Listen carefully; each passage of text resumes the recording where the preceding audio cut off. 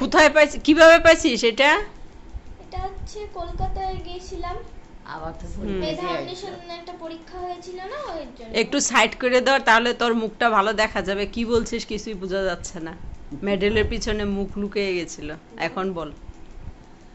আমাদের একটা মেধা পাইছে অন্বেষণ এটা। পরীক্ষা হয় তো, ওখানে হচ্ছে আমি স্ট্যান্ড করছিলাম, 11 হয়েছিলাম, 11th হয়েছিলাম।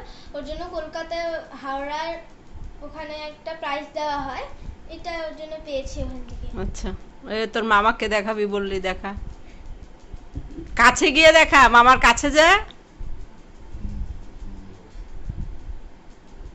সুন্দর হয়েছে, আশীর্বাদ করো প্রত্যেক বছর বছর যেন এরকম।